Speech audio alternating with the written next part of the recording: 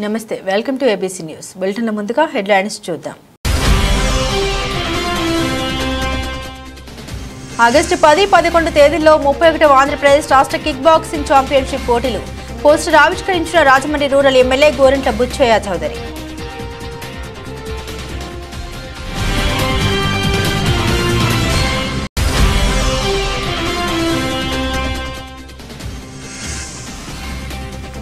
ముంపు ప్రాంతాలపై అధికారులు అప్రమత్తంగా ఉండాలి. ధవళేశ్వరం కాటన్ బ్యారేజ్ను పరిశీలించిన రాజమండ్రి రూరల్ ఎమ్మెల్యే గోరంట్ల బుచ్చయ్య చౌదరి.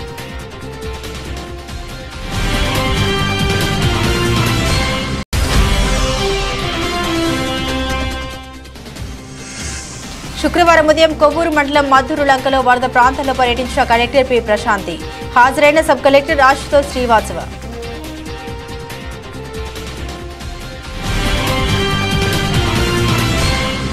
ఇక వివరాల్లోకి వెళ్తే శుక్రవారం ఉదయం కొవ్వూరు మండలం మద్దూరు లంకలో వరద ప్రాంతాల్లో సబ్ కలెక్టర్ ఆశుతోష్ శ్రీవాత్సవ్తో కలిసి కలెక్టర్ పి ప్రశాంతి పర్యటన చేశారు. మద్దూరు లంక గ్రామాల్లో పర్యటన సందర్భంగా గ్రామస్తులతో కలెక్టర్ పి ప్రశాంతి మాట్లాడారు. వరద ఉధృతి ఎక్కువగా ఉందని, చేపల వేటకు గాని గోదావరి నదిలోకి గాని వెళ్లవద్దని విజ్ఞప్తి చేశారు. మద్దూరు లంక గ్రామంలో బలహీనంగా ఉన్న గట్టును పరిశీలించి వరద నీరు గ్రామంలోకి రాకుండా అడ్డు ఏర్పాటు చేసి వరద నీటిని నియంత్రించాల్సి ఉందన్నారు. అధికారులు సూచించే సూచన పాటించి సహకరించాలన్నారు. పై ప్రాంతంలో వర్షాలు తగ్గి గోదావరికి వరద నీరు తగ్గే వరకు మొదటి ప్రమాద హెచ్చరిక కంటే ముందుగానే పునరావాస కేంద్రానికి తరలిస్తే అందుకు ప్రజలు సహకరించాలని పేర్కొన్నారు. పంట పొలాల్లో నీరు నిలిచి ఉంటే బయటకు పంపే ఏర్పాటు చేసుకోవాల్సి ఉందన్నారు. పునరావాస కేంద్రంగా గుర్తించిన స్కూల్ భవన్ వివరాలను తెలుసుకున్నారు. నూతనంగా నిర్మించడం జరిగిందని, పునరావాసం కోసం అనువుగా ఉంటుందని అధికారులు వివరించారు.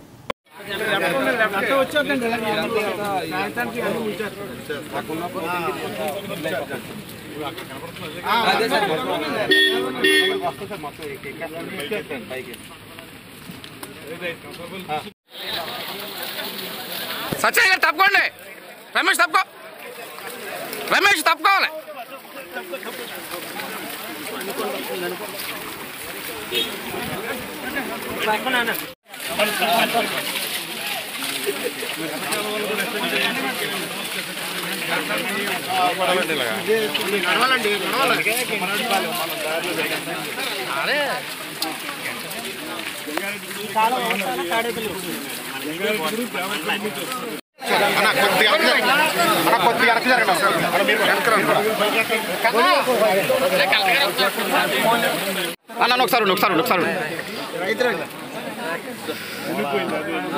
మురిగిపోయిందండి.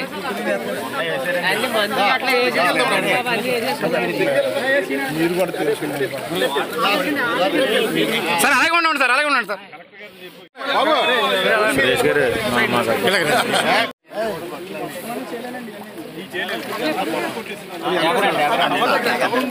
ఎలా చూడ ముసుగు నెత్తి మీద ఇది చూడు సార్ శాసన దుర్గేష్ గారు. ఓకే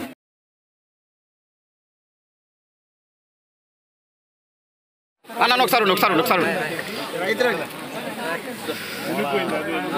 మురిగిపోయిందండి.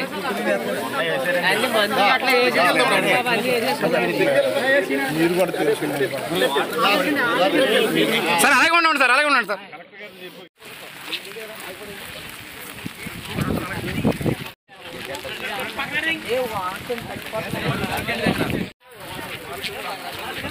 కార్లో వదిలేసానండి సార్. ఎవరికి రండి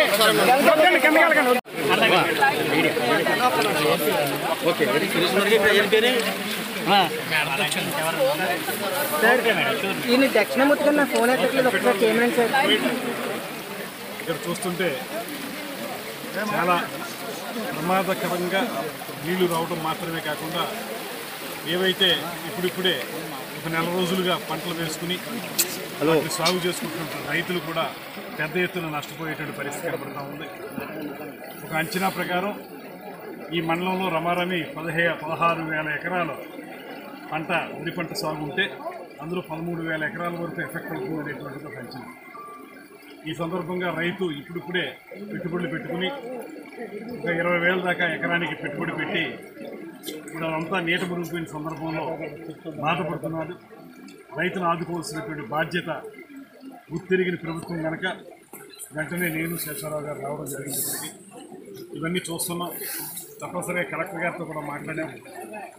వారికి ఇన్పుట్ సబ్సిడీ ఖచ్చితంగా ఇవ్వాలనేటువంటిది, వారికి కేవలం సీడ్ సబ్సిడీ మాత్రమే కాకుండా ఇన్పుట్ సబ్సిడీ ఇవ్వాలి. ఇన్పుట్ సబ్సిడీ ఇస్తే ఎకరాకి 6,000 రూపాయలు వస్తుంది. కనీసం రైతు తన పెట్టుబడిలో కొంత భాగమైనా సరే వచ్చేదానికి అవకాశం ఉంటుంది. కనుక మనం ఈ సమయంలో ఆదుకోవాలి రైతులు అనేటువంటి బాధ్యత కలెక్టర్ గారు చెప్పడం జరిగింది. తప్పనిసరిగా రైతులకి ఆ ఇన్పుట్ సబ్సిడీ ఇప్పించి వారు కొంచెం కోలుకునేలాగా మేము ప్రయత్నం చేస్తాం.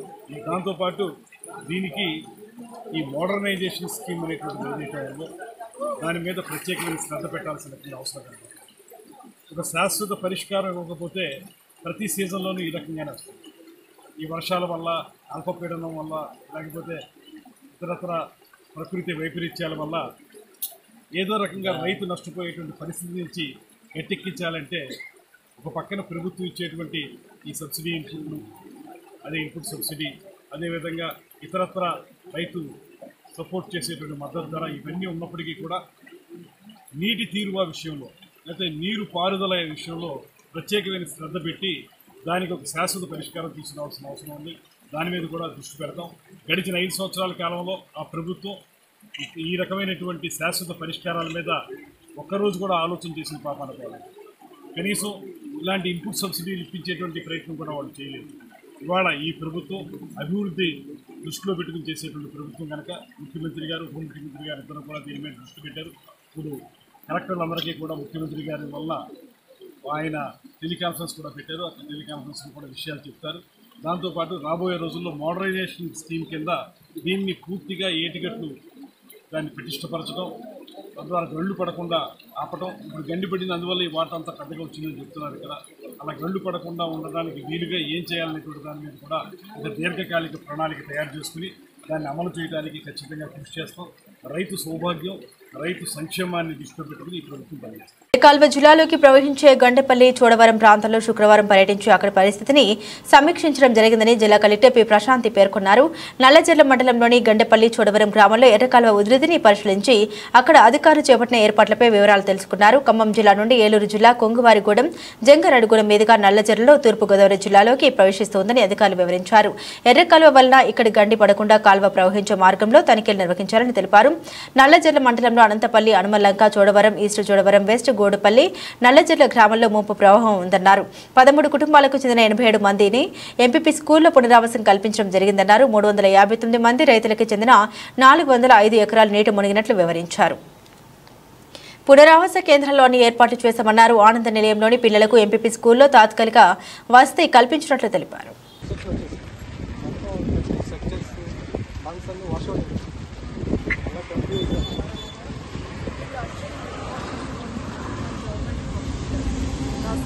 ఈ ఎర్రకాలు వెంబడి మీకు ఎన్ని కిలోమీటర్స్ ఎర్రకాలు ఉంటుంది? 10 కిలోమీటర్లు కూడా వాటర్ వాటర్ అండ్ అన్ని దగ్గర కూడా బోట్స్ ఎవరో దగ్గరకు వెళ్ళొచ్చు. విలేజెస్ అన్నింటిలో కూడా ప్రాంతాలు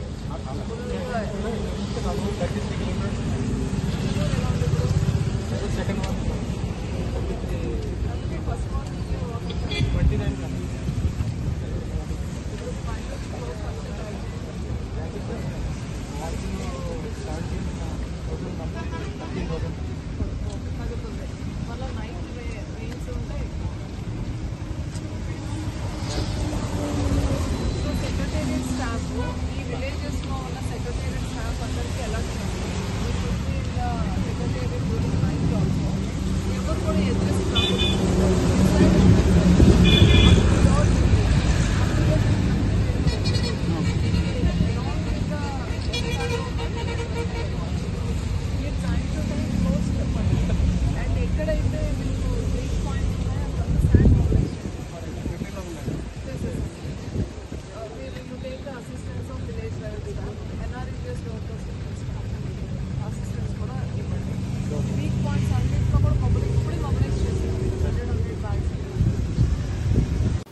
బంగాళాఖాతంలో అల్పపీడనం ప్రభావంతో కురుస్తున్న భారీ వర్షాల వల్ల ధవళేశ్వరం కాటన్ బ్యారేజ్కు వరద నీరు పోటెత్తింది. ఈ సందర్భంగా శుక్రవారం రాజమండ్రి రూరల్ ఎమ్మెల్యే గోరంట్ల బుచ్చయ్య చౌదరి బ్యారేజ్ను పరిశీలించారు. ఈ సందర్భంగా ఎమ్మెల్యే గోరంట్ల మాట్లాడుతూ రాజమండ్రి నగరంలో డ్రైనేజీ వ్యవస్థ అస్తవ్యస్తంగా ఉందని, దానివల్ల చిన్నపాటి వర్షానికి నగరం అంతా జలమయం అవుతోందని, రాష్ట్రంలో 2 రోజుల నుండి కురుస్తున్న భారీ వర్షాలకు సుమారుగా 4 లక్షల క్యూసెక్ల నీరు ధవళేశ్వరం బ్యారేజ్కు చేరుతోందని, సంబంధిత ఇరిగేషన్ అధికారులు బ్యారేజ్ వద్ద గేట్లను ఎప్పటికప్పుడు పరిశీలించుకొని పటిష్టంగా ఉండేలా చూసుకోవాలని గోరంట్ల అన్నారు. ఈ సంవత్సరంలో వర్షాలు అధికంగా ఉండడం వల్ల గోదావరిలోకి వరద నీరు బాగా చేరే అవకాశం ఉందని, అంతేకాకుండా రాజమండ్రి పరిసర ప్రాంతాల వరద నీరు నిల్వ ఉండకుండా గోదావరిలోకి చేరాలంటే ధవళేశ్వరం సాయిబాబా గుడి వద్ద పంప్ హౌస్ నిర్మాణం చేపట్టాలని గత వైసీపీ ప్రభుత్వానికి అనేక సార్లు చెప్పినా వారు వినలేదని, దాని ఫలితంగా చిన్నపాటి వర్షానికే నగరం జలమయం అవుతోందని గోరంట్ల మండిపడ్డారు.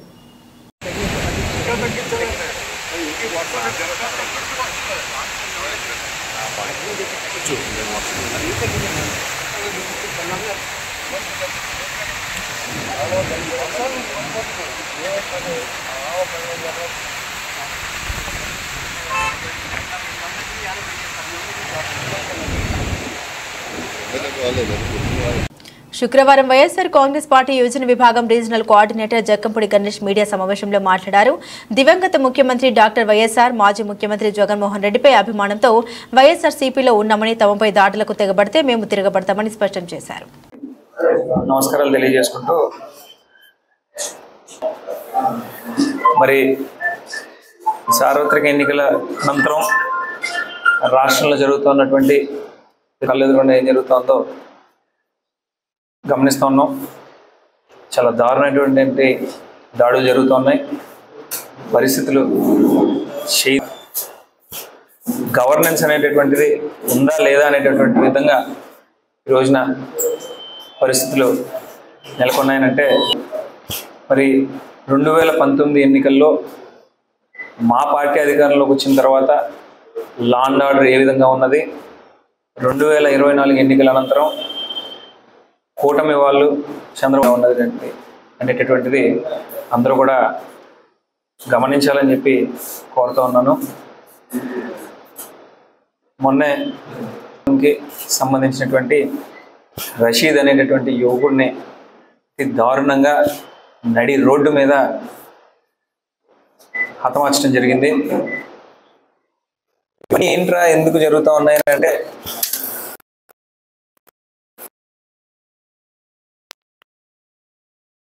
జగనన్న మీద అభిమానంతో, వైఎస్ రాజశేఖర రెడ్డి గారి మీద ఉన్నటువంటి అభిమానంతో ఈ రాష్ట్రంలో వైఎస్ఆర్ కాంగ్రెస్ పార్టీలో తిరగటం వలన ఇంతమంది మీద దాడులు జరగటం అనేటటువంటిది నిజంగా కూడా అమానుషం.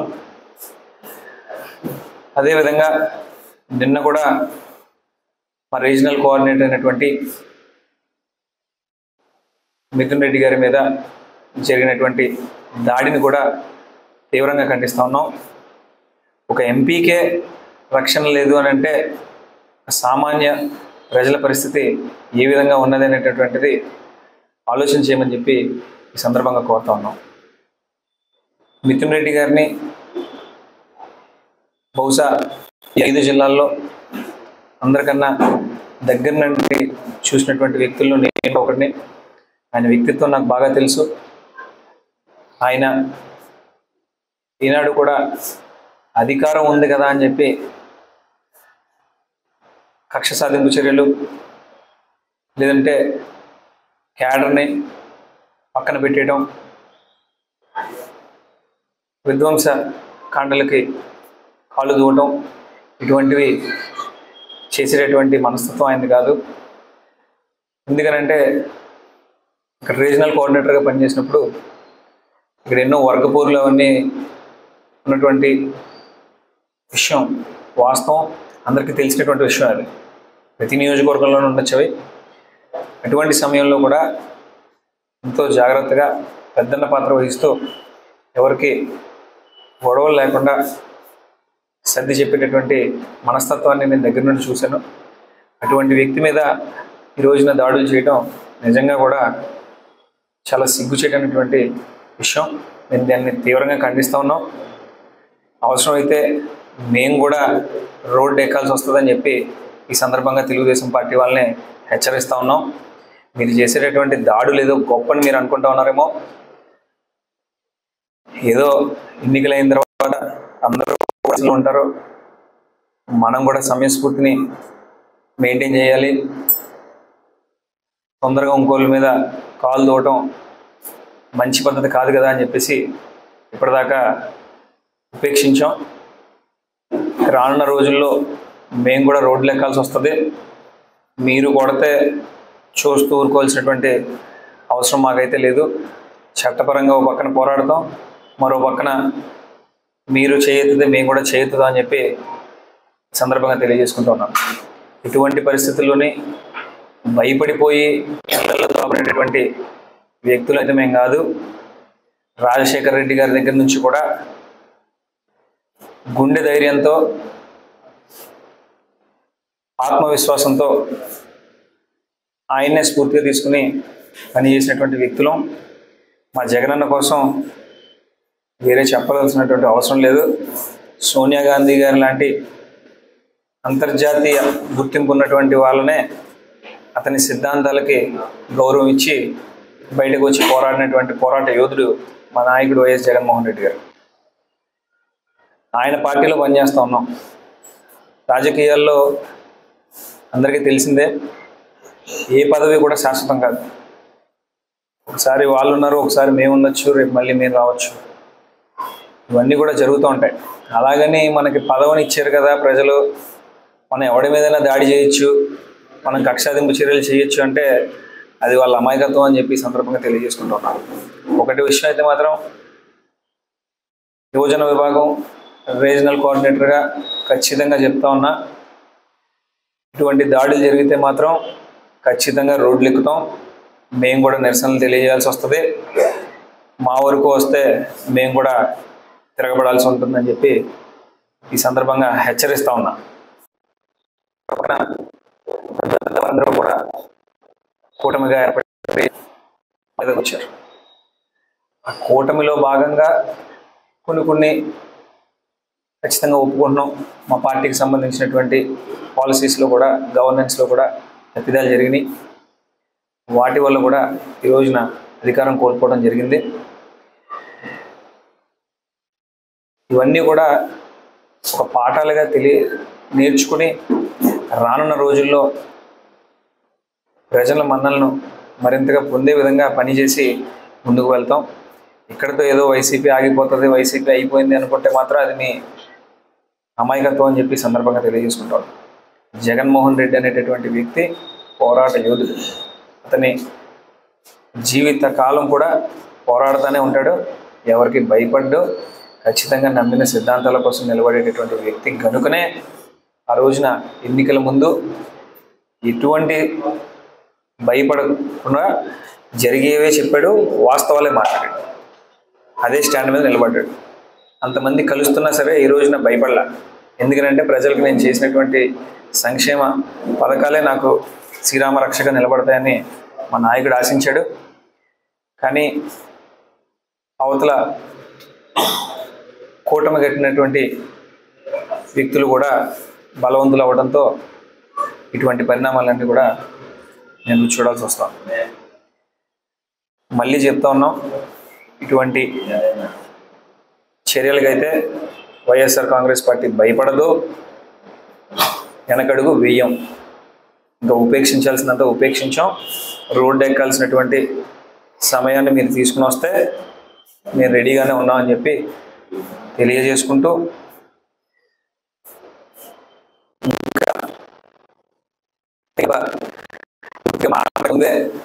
మళ్ళీ కొడతారు ఏదో గొప్పని అనుకుంటున్నారు. మేము కూడా అన్ని విధాలుగా టక్కముక్కిలు తినే 10 సంవత్సరాలు ప్రతిపక్షాన్ని చూసే అధికారంలోకి వచ్చాం. ప్రతిపక్షం మాకేం కొత్త అయితే కాదు, ఎన్నో ఇబ్బందులు పడ్డాం, ఈ రోజుకి ఇంకా పడతా ఉన్నాం. మేమందరం ఎన్నో రకాలుగా కోల్పోయి కూడా ఉన్నాం, ఆర్థికంగా కూడా కోల్పోయి ఉన్నాం. గతంలోనే అవన్నీ ఫేస్ చేసాం, మళ్ళీ ఇప్పుడు ఫేస్ చేయడానికి కూడా సిద్ధంగానే ఉన్నాం. ఎప్పుడైతే తెలుగుదేశం పార్టీ అధికారంలోకి వచ్చిందో ఆ రోజునే ఖచ్చితంగా మా మీద కేసులు కడతారని తెలుసు, అన్యాయంగా మా మీదకి వస్తారని తెలుసు. కానీ ఊహించిన దానికన్నా మరీ బరితెగించి ప్రజలు ఏమనుకున్నా పర్వాలేదు, అనే విధంగా దాడులు చేస్తూ ఉన్నారు. ఇదైతే మంచి పద్ధతి కాదు. మేమైతే దేనినైనా ఎదుర్కోవడానికి సంసిద్ధంగా ఉన్నామని చెప్పి తెలియజేసుకుంటాం. Thank you. పడలేదు.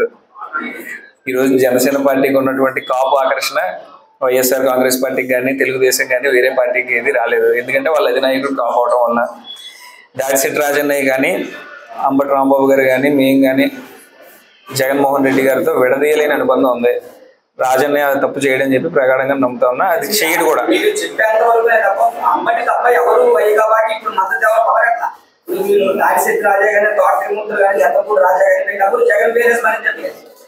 దాడిశెట్టి రాజన్నయ్య గారి కోసం అడిగారు కూడా చెప్తున్నాను. దాడిశెట్టి రాజన్నకి నాకు మంచి అనుబంధం ఉంది. నేను అతను చాలాసేపు గడుపుతూ ఉంటాం, అన్ని విషయాలు చెప్తూ ఉంటాడు. నాకు కూడా అతను గైడెన్స్ ఎంతో ఇస్తూ ఉంటాడు. రాజన్నయ్యకి జగన్మోహన్ రెడ్డి అంటే చాలా చాలా విపరీతమైనటువంటి గౌరవం, విపరీతమైనటువంటి అభిమానం. ఈ జిల్లాలో నాకు తెలుసుండగా జగన్మోహన్ రెడ్డి గారికి ప్రధాన శిష్యులు ఎవరైనా వస్తే ఇద్దరు రాజాలు, జక్కంపూడి రాజా, దాడిశెట్టి రాజా. వీళ్ళిద్దరూ అయితే ఎన్ని జరిగినా ఏం జరిగినా జగన్మోహన్ రెడ్డిని వదిలి వెళ్ళేటటువంటి పరిస్థితి ఉండదు. అది అన్డౌటెడ్గా. కొత్తగా వచ్చిన వాళ్ళు ప్రతిపక్షంలో ఉన్నప్పుడు ఇప్పుడు కనబడిన వాళ్ళు అందరూ వస్తుంటారు, వెళ్ళిపోతుంటారు. ఇంకా 5 సంవత్సరాలు పార్టీ రన్ చేయాలి.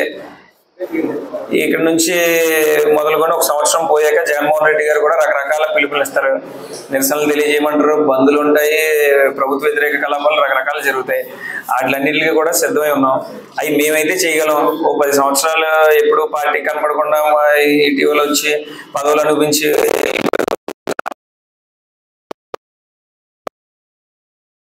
ఎలా ఉంటుందంటే అన్న మీకు తెలియదు కాదు.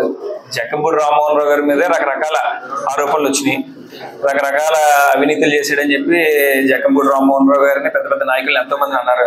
వాళ్ళందరూ నిరూపించుకోవాల్సినటువంటి అవసరం వచ్చినప్పుడు నిరూపించుకోవాలి, తప్పదు. అది ఆయన మీద ఒక ఆరోపణ వచ్చింది, నిరూపించుకోవాల్సిన బాధ్యత ఆయన మీద ఉంది, ఆయన నిరూపించుకోవాలి. మా గుడి వరకు వస్తే శంకర్రావు గారు చాలా క్రమబద్ధంగా చాలా డిసిప్లిన్ గా నడిపిస్తాడు. ఆయన ఆధ్వర్యంలోనే మేము కూడా నడుస్తున్నాం. జక్కంపూడి రామ్మోహన్ రావు గారి తర్వాత చెల్లా శంకర్రావు గారే ఆ గుడిని ఇంత చక్కగా నిర్వర్తిస్తున్నాడు అనే భావనలోనే అందరూ ఉన్నాం, అందరూ ఉంటాం కూడా.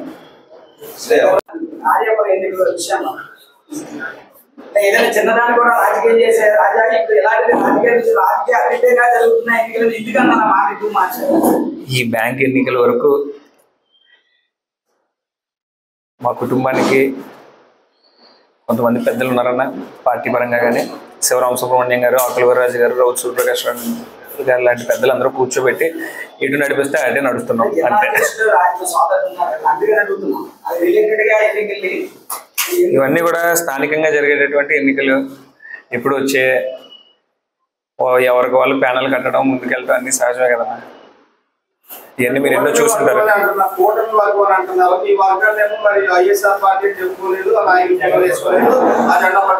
అదే అడుగుతున్నాను, అదే చెప్తున్నాను. మాకంటూ ఉన్నటువంటి పెద్దలు ఎవరైతే ఉన్నారో వారు పిలిచి మా యోజన విభాగాన్ని పనిచేయమన్నారు. మేము మా వరకు మా బాధ్యత మేము వర్తిస్తున్నాం. వాళ్ళు చెప్పినటువంటి పని చేయడం వరకునే మా పని. వాళ్ళకి ఇచ్చినటువంటి గౌరవంగా నేను భావిస్తా ఉన్నాను. ఇది అవతల పక్కన పోటీ చేస్తున్నటువంటి చెల్లా శంకర్రావు గారి మీద కూడా ఎంతో గౌరవం ఉంది. మా కుటుంబానికి ఆయనకు కూడా మంచి సంబంధం ఉంది. కానీ ఇక్కడ పోటీ అంటూ ఏర్పడిన తర్వాత ఒక ప్యానెల్కి మనం కట్టుబడి ఉన్నప్పుడు ఇటు సైడ్ పని చేయాలి కాబట్టి పని చేస్తూ ఉన్నాం. ఇటు సైడ్ సంబంధించినటువంటి ప్రతి ఒక్కరు కూడా వైఎస్ఆర్ కాంగ్రెస్ పార్టీకి సంబంధించినటువంటి వ్యక్తులు కాబట్టి మీరు క్వశ్చన్ అడగడంలో తప్పేం లేదు. మేము వాళ్ళు చెప్పినటువంటి పని మేము చేసుకుంటూ వెళ్తున్నాం. దాడి జరిగింది అని అంటే జరుగుతున్నటువంటి పరిణామాలు రెగ్యులర్గా చూస్తాం. ఖచ్చితంగా అది రాజకీయ హత్య. పోలీసులు కానీ హోంమంత్రి కానీ అదే అన్న, లా అండ్ ఆర్డర్ కంట్రోల్ చేయలేక పోలీసులు ఒక రకంగా కవరింగ్ చేసుకోవటం, వాళ్ళ పార్టీ మీద బురద చల్లకుండా ఉండటం కోసం మంత్రులు ఒక రకంగా కవర్ చేసుకోవటం. నిజాలు ఏంటో ప్రతి ఒక్కరికి అర్థమవుతూ ఉన్నాయి. బహిరంగంగా నడి రోడ్డు మీద కత్తి పట్టుకొని ఒక మనిషిని చంపేస్తే దానికి తిరిగి వీళ్ళు ఇచ్చినటువంటి ఎక్స్ప్లెనేషన్లు చూస్తుంటే హాస్యాస్పదంగా ఉంటున్నాయి. ఒకటి ఖచ్చితం, మా ప్రభుత్వంలో అయితే ఇటువంటివి ఎప్పుడూ జరగలేదు. ఏమన్నా ఎప్పుడైనా దాడులు పరస్పరంగా జరిగినాయి అని అంటే అది ఒక స్థాయి వరకు జరిగి ఉండొచ్చు. ఎక్కడైనా అది మన జిల్లాలో ఎక్కడ జరగలేదు. అది ఏమన్నా ఉంటే మాటల యుద్ధాల వరకునే కానీ చేతలు ఎంతవరకు అయితే ఎక్కడ జరిగినట్టు నాకైతే తెలీదు. ఇవైతే నా ప్రగాఢ నమ్మకం ఖచ్చితంగా ఇది రాజకీయ హత్య. ది రాజమండ్రి ప్రెస్ క్లబ్ లో శుక్రవారం జరిగిన విలేకరుల సమావేశంలో రంగబాబు మాట్లాడుతూ చెల్లా శంకర్రావు చైర్మన్ గా ఉన్న కాలంలో బ్యాంకును పవిత్ర దేవాలయంగా భావించి తాము పనిచేశామని చెల్లా ఆయన 35 లక్షల గౌరవ వేతనాన్ని కూడా విద్యార్థులకు స్కాలర్షిప్లుగా అందజేశారన్నారు.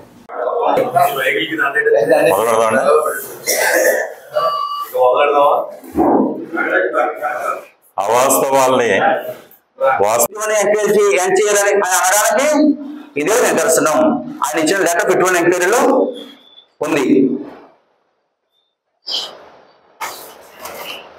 కాబట్టి వాటర్ మాసాలు అందరూ కూడా ఈ వైఎస్ఆర్ పార్టీ ఏదైతే ఉందో అది రాష్ట్రం అంతటా ఎవరు ఎన్ని మాట్లాడినా ప్రతి ఒక్కరి మీద కక్ష సాధన చర్య చేసిందన్నది వాస్తవం. ఆఖరికి ముఖ్యమంత్రి చంద్రబాబు నాయుడు కూడా వదల్లా. కానీ ఆర్యపురం కోఆపరేటివ్ బ్యాంక్ మీద ఫస్ట్ కక్ష సాధన చర్య జరిగింది. ఫస్ట్ ఆర్యపురం కోఆపరేటివ్ బ్యాంక్ మీద అన్నది దీనికి ఇదే నిదర్శనం. పెట్టకుండా బ్యాంకుకి వాళ్ళ సొంత నామినేటెడ్ లక్షలాది రూపాయలు అదే గిజాల రామకృష్ణ తులసి గారు అకౌంట్ పే అండి. ఈయన 40,000 రూపాయలు చల్లాశంకర్ గారు ఆనర్ సుమారుగా 70 కోట్ల నుంచి 90 కోట్ల డిపాజిట్ దారులు వారి డిపాజిట్లని తీసుకుని వెనక్కి వెళ్ళిపోయారు, వేరే బ్యాంకులకి వెళ్ళిపోయారు. మన రాజమండ్రిలో ఉన్నటువంటి జాంపేట బ్యాంకు, ఇన్నిస్పేట బ్యాంకు వెళ్ళటం జరిగింది. అంటే ఇది తిరోగమన కాదా? పెద్దలు మరి నిన్న మాట్లాడిన పెద్దలందరూ గమనించాలని సవినయంగా కోరుతున్నాం. ఇదేమో వారి కౌంటర్ కాదు. ఈ విషయాలు మీ పార్టీ సభ్యులు, అక్కడ ఉన్న సభ్యులు ఇది మీకు తెలియజేశారో లేదో అనే ఉద్దేశంతో మేము తెలియజేస్తున్నాం.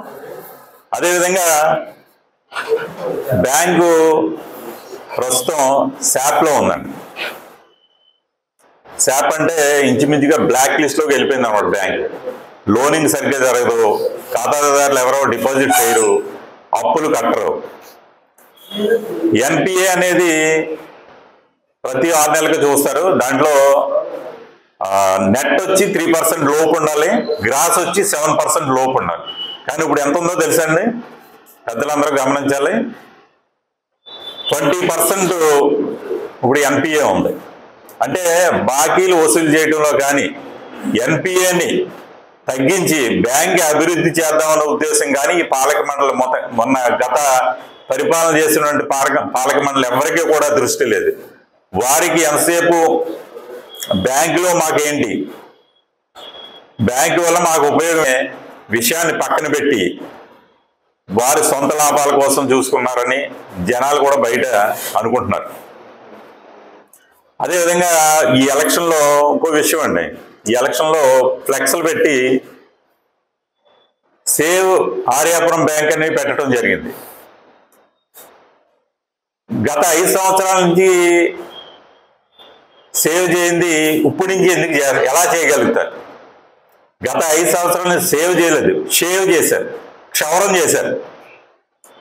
మీరు ఇవన్నీ కూడా ఈ డేటా అంతా మీకు చెప్పిందంతా మీరు గమనించినట్లయితే వారు సేవ్ చేయడం కాదు, ఆల్రెడీ షేవ్ చేశారు, అంటే క్షవరం చేశారు. ఈ క్షవరం చేసిన దాన్ని మళ్ళీ మేము ఏదో చేస్తామని చెప్పడం ఎంతవరకు కరెక్ట్ అనేది ప్రజలందరూ గమనిస్తున్నారు, పెద్దలు కూడా గమనించాలి. ఇది నిన్న ఒక పాంప్లెట్ రిలీజ్ చేశారు మొన్న. ఆ పాంప్లెట్లో మా ఖాతాదారులందరికీ కూడా ఇన్సూరెన్స్ చేస్తాము, ఇన్సూరెన్స్ కనుక ఆ డెత్ అయితే ఆ లోన్ అంతా మేము మాఫీ చేయించేస్తాము అని చెప్పి అన్నారు. ఇది కొత్త విషయం ఏం కాదు, ఇది చాలా పాత విషయం. మా బోర్డులో ఇది ఎప్పుడో ప్రయోగాత్మకంగా మేము చేయడం జరిగింది. శ్రీరామ్ ఫైనాన్స్ అని అక్కడి నుంచి మేము జనరల్ ఇన్సూరెన్స్ తీసుకుని మొత్తం బ్యాంకులో ఉన్న అప్పుదారులందరికీ కూడా ఈ ఇన్సూరెన్స్ని చేయించడం జరిగింది. చాలామందికి చనిపోతే వాళ్ళ లోన్ని పూర్తిగా మాఫీ చేయడం జరిగింది. ఇది కొత్త విషయం కాదని పెద్దలు తెలుసుకోవాలని మరొకసారి కోరుతున్నాను. అదేవిధంగా మీకు నిన్న నాకు సోదర సమానులు, మాకు ఎంతో ఇష్టమైన నాయకులు రౌతు సూర్యప్రకాశ్రావు గారు అంటే రాజకీయాల్లో వస్తున్నాడు బ్యాంక్ నుంచి. రౌత్ సూర్యప్రకాష్ రావు గారు చిన్న మాట అన్నారు, చాలా చాలా అవినీతి పరుడు అన్నట్లుగా 51 ఎంక్వైరీ గురించి వాళ్ళు మాట్లాడటం జరిగింది. నిజంగా చల్లా శంకర్రావు గారు అవినీతి పరుడైతే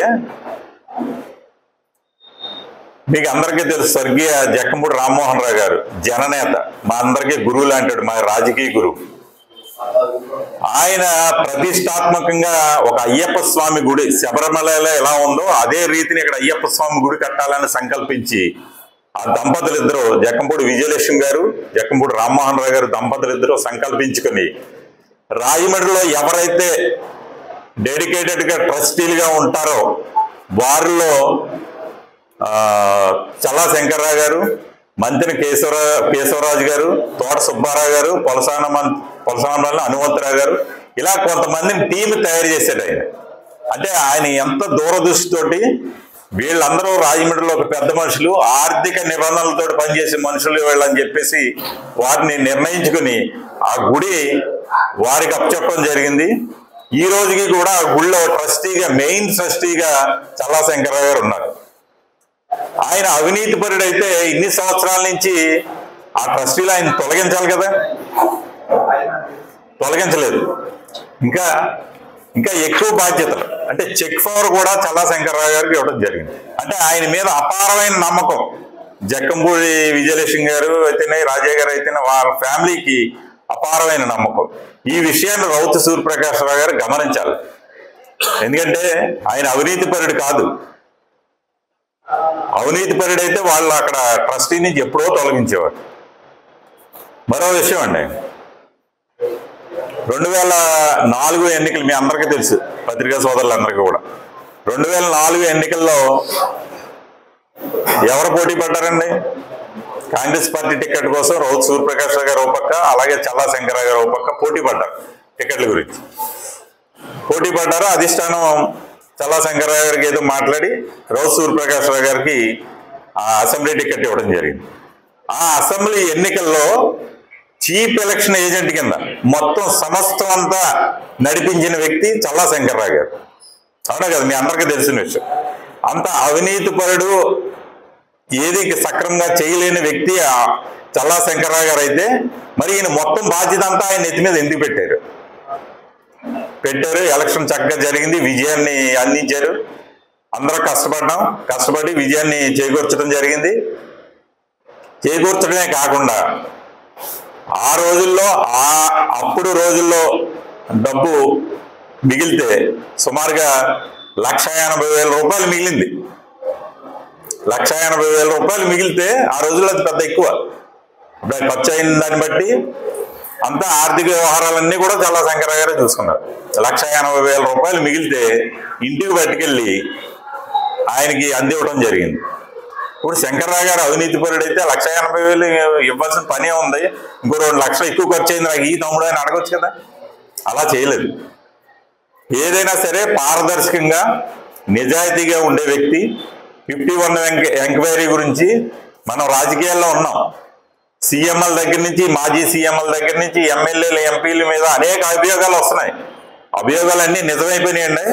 అనేక ఎంక్వైరీలు జరుగుతున్నాయి. ఎంక్వైరీ రిపోర్ట్ని బట్టి అతను దోషాన్ని అని అనొచ్చా మనం? అలాగైతే మన రాజకీయాల్లో ఉన్నవాడు చాలా మంది అవినీతి పరులు. ఇప్పుడు అందు గురించి పెద్దలు తెలుసుకోవాలి. మనిషి యొక్క వ్యక్తిత్వం ఏంటనేది రాజమండ్రి ప్రజలందరికీ తెలుసు. మీరు ఎంత బురద జల్లినా రేపు జరగబోయే ఆర్యాపురం కోఆపరేటివ్ ఎన్నికల్లో ప్రజలు డిసైడ్ అయ్యారు. మొన్న ఎలాగైతే జనరల్ ఎలక్షన్లో వైసీపీకి బుద్ధి చెప్పి గద్దె దించారో అదే విధంగా రేపు కూడా జరగబోతుందని మీ అందరికీ సవినయంగా పెద్దలు కూడా ఈ పత్రికా ముఖంగా తెలియజేస్తూ, దయచేసి మీరు అందరూ కూడా రేపు మీ ఓట్లున్న వాళ్ళందరూ కూడా మా నీతి నిజాయితీతో పనిచేసే మా ఆర్యాపురం బ్యాంక్ చల్లా శంకర్రావు గారి బ్యాంకు ఓట్లు ఇవ్వాలి, వేయించవలసిందిగా కోరుతూ, నా మిత్రుడు మరొక మాజీ డైరెక్టర్ పరమేష్ గారు కూడా 2 విషయాలు. నిన్న ఒక ప్రెస్ మీట్ జరిగింది ఆర్యాపురం కోఆపరేటివ్ అర్బన్ ఎన్నికల నిమిత్తం. మేము ఇక్కడ ఉన్న వాళ్ళు అందరం కూడా ఆ పెద్దలందరితోటి కూడా సఖ్యతగా ఉండి అందరం కూడా కలిసిమెలిసి ఉండి రాజమండ్రిలో రాజకీయాలు చేశాం. వారికి బ్యాంకు పరంగా కొన్ని విషయాలు వారి దృష్టికి వెళ్ళని కారణంగా వారికి మాకు ఉన్న సాన్నిహిత్యంతో కొన్ని విషయాలు పత్రికాముఖంగా వారికి తెలియజేద్దామనే ఉద్దేశంతో మాత్రమే ఈ సరిపల్లి విశ్వేశ్వర ప్రసాద్ గారు మధ్యతరగతి, దిగువ మధ్యతరగతి పేదవారి వర్గాలకు సంబంధించి వారి యొక్క ఆర్థిక స్థితిగతులు బాగుపరుచుకోవడం కోసం ఒక చిన్న సంస్థగా ఈ ఆర్యాపురం కోఆపరేటివ్ బ్యాంకును స్థాపించి అనేక కోట్ల మందికి ఆయన అనేక రకాల ఆర్థిక ఇబ్బందులను ఈ బ్యాంకు ద్వారా తీర్చడం జరిగింది. ఇది రాష్ట్రంలో 5వ అతిపెద్ద బ్యాంక్ ఇది. ఇలాంటి బ్యాంకులో మేము గతంలో పనిచేయటం, ఇప్పుడు మళ్ళీ పోటీలో ఉండటం మాకు పూర్వజన్మ సుకృతంగా మేము భావించి ఇది ఒక పవిత్రమైన దేవాలయంగా భావించి ఈ బ్యాంకుకి మళ్ళీ పోటీ చేయడం జరుగుతుంది. దీంట్లో రాజకీయాలకు అతీతంగా ఇది కేవలం స్నేహపూర్వకమైన వాతావరణంలో ఎన్నికలు జరగాలని ఆశిస్తూ కొన్ని విషయాలు మీ ముందు చిత్రం బ్యాంకు స్థాపించి ఈ మధ్యకాలంలో అంటే 105 సంవత్సరాల నుంచి అనేక రకమైన అభివృద్ధి చెందింది. జీతభత్యాలు పెరిగినాయి, అలాగే ఖాతాదారులు పెరిగారు. అదేవిధంగా ఆ బ్యాంకు ఉన్న చైర్మన్కి 5 సంవత్సరాలకి సుమారుగా 35 లక్షలు గౌరవ వేతన జీతభత్యాలు ఇస్తారు. అలాగే చల్లా శంకర్రావు గారు ఉండగా ఆయనకు వచ్చిన జీతభత్యాలు ఏదైతేనే సుమారుగా 35 లక్షల రూపాయలు ఆయన ₹1 కూడా దానిలో జీతం తీసుకోకుండా కేవలం పేద విద్యార్థులు ఎవరైతే ఉన్నారో వారికి విద్యకు సంబంధించి సహాయం చేయడమే కాకుండా పేదవారు ఎవరైతే ఆరోగ్యం బాగోలేని పరిస్థితిలో ఉన్న వాళ్ళందరికీ కూడా ఆరోగ్యానికి సంబంధించి దాన్ని ఉపయోగించటం, ఇలాగా 35 లక్షలు కూడా ఆయన దాన ధర్మాలు చేయడం జరిగింది. ఇది 105 సంవత్సరాల బ్యాంకు చరిత్రలో ఒక ఉన్నతమైన విశిష్టమైన విషయం. ఇది పెద్దలందరూ గమనించాలి. అదేవిధంగా నేను మాట్లాడుతూ డివిడెంట్ ఇస్తామని చెప్పడం జరిగింది పెద్దలు. 2014 నుంచి 19 వరకు ఉన్న మేము 5 సంవత్సరాల్లోని కూడా ప్రతి సంవత్సరం క్రమం తప్పకుండా 15% డివిడెంట్ ఇవ్వడం జరిగింది. 2019 నుంచి 24 వరకు డివిడెంట్ ఇవ్వలేదు. ఇది ఎందుకు ఇవ్వలేకపోయారు అనేది పెద్దలు గమనించాలని మరొకసారి వారికి విన్నవించుకుంటున్నాను. ఎందుకంటే ఈ ఎందుకు ఇవ్వలేదు అనే దానికి మరి మీ పార్టీ సభ్యులే దీన్ని మొన్నటి వరకు పాలక మండలిగా వ్యవహరించారు. నామినేటెడ్ పదవుల్లో 2 బ్యాచ్లు మారారు. వారందరూ కూడా పెద్దలుగా మీకు చెప్పి ఉండకపోవచ్చు, మీకు తెలియదన్న ఉద్దేశంతో ఈ పత్రికా ముఖంగా మీకు తెలియజేస్తున్నాం. మేము 15% 5 సంవత్సరాలు కంటిన్యూ ఇవ్వడం జరిగింది. అదేవిధంగా మేము 2014 నుంచి 19 వరకు ఉన్న కాలంలో మేము పాలక మండలి పదవులను చేపట్టేటప్పటికి 340 కోట్లు డిపాజిట్స్ ఉండటం జరిగింది. మేము వచ్చిన తర్వాత 2019 మేము పాలక మండలి దిగే టైంకి 680 కోట్లు దాన్ని పెంచడం జరిగింది. అంటే సుమారుగా 290 కోట్లు. అంటే ఈ 95 సంవత్సరాల్లోని ఏ పాలక మండలి కూడా సాధించలేనంత గొప్ప విజయాన్ని మేము సాధించామని మీ పత్రికా ముఖంగా వారికి తెలియజేస్తున్నాను. అదేవిధంగా లోన్స్ విషయంలోకి వస్తే 2013 డిసెంబర్ నాటికి 254 కోట్లు ఉందండి. అంటే మేము పదవి చేపట్టే టైంకి, చల్లా శంకరరావు గారు పదవి చేపట్టే టైంకి 254 కోట్లు. దాన్ని మేము మా పదవీ కాలం ముగిసే టైంకి 400 కోట్లు లోనింగ్ ఇవ్వడం జరిగింది. అంటే సుమారుగా 146 కోట్లు లోనింగ్ పెంచడం జరిగింది. అంటే మేము చేసింది ప్రగతి కాదా అనేది పెద్దలు గమనించాలి. అదేవిధంగా సొంత నిధులు ప్రతి బ్యాంకుకి కూడా సొంత నిధులు చాలా ముఖ్యమైన ఆక్సిజన్ ఎంతో మనిషికి, అలాగే బ్యాంకుకి సొంత నిధులు అంత ముఖ్యం. మేము చల్లా శంకర్రావు గారు మా బెల్ట్ మేము పదవి స్వీకరించే టైంకి 53 కోట్లు ఉంటే మేము పదవి విరమణ టైంకి 86 కోట్లు చేసాం. అంటే 33 కోట్లు సొంత నిధుల్ని పెంచడం జరిగింది.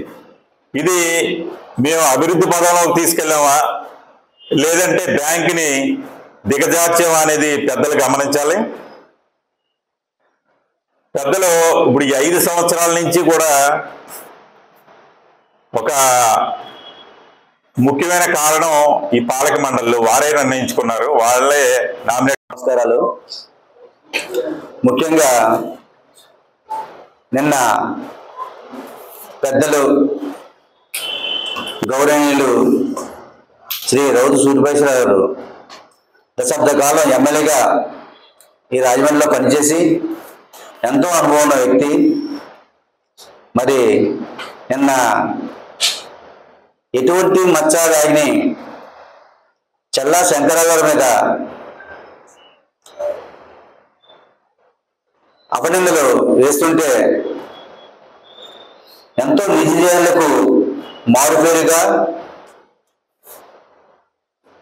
ప్రతి కుటుంబం కూడా ఆర్థికంగా బలపడాలంటే ఆ ఇంట్లో ఎవరో ఒక వ్యక్తికి కనీసం బాగా చదువుకొని ఒక మంచి ఉద్యోగం సంపాదించుకొని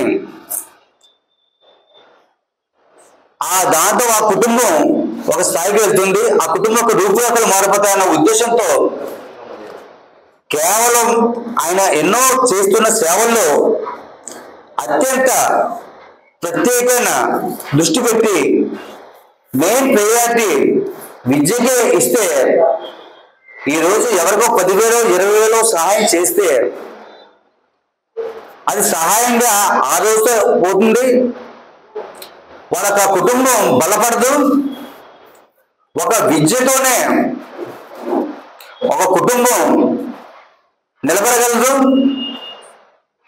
అనే ఒక సంకల్పంతో ఆయన ఎక్కువ శాతం బాగా చదువుకున్న విద్యార్థులను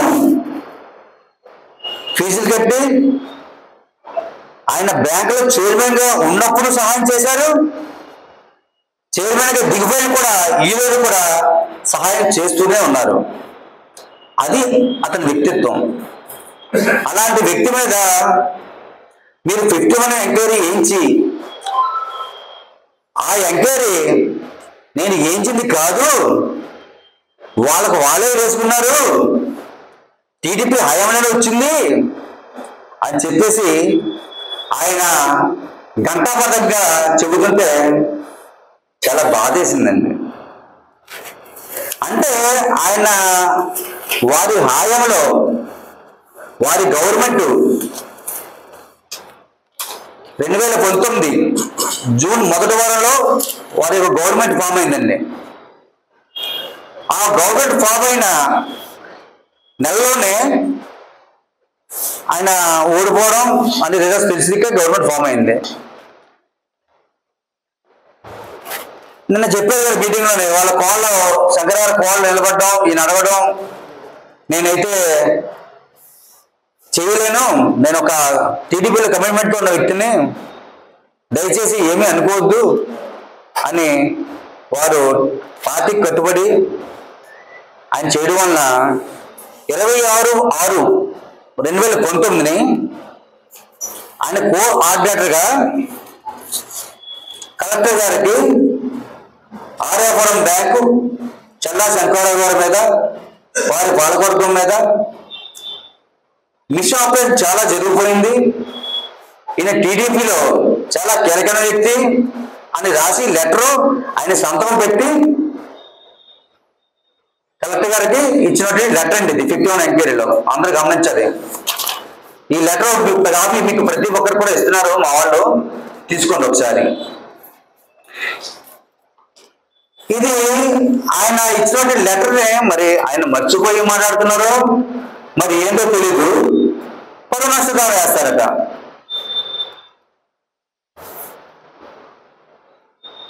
మా ముందు ఒక 51 ఎంక్వైరీ వచ్చింది అన్నది కరెక్టే. అది ఏ పీరియడ్ అది 2003 నుంచి 2013 వరకు ఎంక్వైరీ చేయమని వచ్చినటువంటి ఆర్డర్ అది. ఆ ఆర్డర్ మీద ఇదే శ్రీనివాస సుబ్రహ్మణ్యం గారు చల్లారి వెంకయ్య గారితో మా పాలకత్వం తోటి ఎంక్వైరీ వేయించేయండి ఏంటి నిజాలు ఏమంటే తెలిస్తే తప్పే ఉంది అని శంకరరావు గారు మా పాలకత్వం చెబితే అప్పట్లో ఉన్నటువంటి శ్రీనివాస సుబ్రహ్మణ్యం గారు సెక్రటరీ గారు అయ్యో బాబోయ్ అలా ఎంక్వైరీ కానీ వేస్తే ఇక్కడ బ్యాంకులో ఏదో జరిగిపోతుంది, ఏదో తప్పుగా జరిగిపోయింది, అందుకే ఎంక్వైరీ జరిగిపోతుంది అని డిపాజిట్స్ వెనక్కి వెళ్ళిపోయే ప్రమాదం ఉందండి అని చెప్పడం జరిగింది. మేము వెళ్ళిన కొత్త ఇంచుమించుగా సంవత్సరం అవుతుంది, మాకు పూర్తిగా దాని మీద పట్టు దొరకలేదండి. కానీ అది నిజంగా శ్రీనివాస సుబ్రహ్మణ్యం గారు అంటే నిజమేనేమో అని నమ్మాం. మేము నమ్మి దాని మీద స్టే కలగడం జరిగింది. కానీ అది మా పీరియడ్ కాదు. ఒక సంవత్సరానికి ఎవరు 51 ఎంక్వైరీ ఏదండి, ఎవరు కూడా ఏ డిపార్ట్మెంట్ కూడా అది ఫ్రీక్వెంట్ గా అందులోనే క్లియర్ గా 2003 నుంచి 2013 వరకు అని క్లియర్ గా ఇచ్చి దాని మీద ఎంక్వైరీ వేయమని వేశారు. ఆ రకంగా దాని మీద స్టేకి వెళ్ళాం. ఏదో గవర్నమెంట్ వచ్చాక ఆ స్టేట్ ఎత్తివేసి 2014 నుంచి 19 మార్చారండి. ఇది ఖచ్చితంగా కక్షదారు సాధింపు చర్య. కేవలం రోజు చూడబోయేసరిగా రాజమండ్రిని క్రీడా కేంద్రంగా మారుస్తామని రాజమండ్రి రూరల్ ఎమ్మెల్యే గోరంట్ల బుచ్చయ్య చౌదరి పేర్కొన్నారు. శుక్రవారం ఆయన నివాసంలో ఆగస్టు 10, 11వ తేదీలో జరగబోయే 31వ ఆంధ్రప్రదేశ్ రాష్ట్ర కిక్ బాక్సింగ్ ఛాంపియన్షిప్ పోటీలకు సంబంధించిన పోస్టర్ను ఆవిష్కరించారు. ఈ సందర్భంగా ఆయన మాట్లాడారు. ఆగస్టు నెల 10, 11వ తేదీలో రాజమండ్రి ఎస్కేవిటి డిగ్రీ కళాశాలలో 31వ ఆంధ్రప్రదేశ్ రాష్ట్ర కిక్ బాక్సింగ్ ఛాంపియన్షిప్ పోటీలు జరుగుతాయని తెలిపారు. ఈ పోటీలకు రాష్ట్ర వ్యాప్తంగా 1500 మంది క్రీడాకారులకు పైగా పాల్గొంటారని తెలిపారు. ఈ క్రీడా పోటీలను విజయవంతం చేయాలని పిలుపునిచ్చారు. ఈ కార్యక్రమానికి ప్రతి ఒక్కరి సహకారం ఉండాలని ఆయన కోరారు. చీఫ్ ఆర్గనైజర్ ఎం గణేష్, ఆర్గనైజర్ ఎన్ గిరి వెంకటరమణ మాట్లాడుతూ వివిధ ప్రాంతాల నుండి వస్తున్న క్రీడాకారులకు వసతి భోజనం ఏర్పాటు చేయడం జరుగుతుందని తెలిపారు.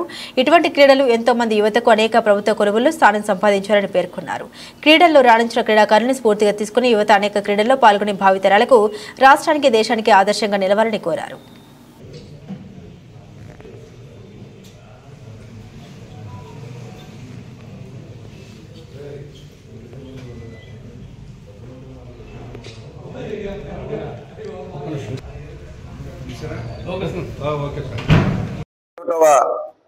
Andhra Pradesh state kick boxing championship పోటీలు రాజమహేంద్రంలో జరగబోతున్నాయి.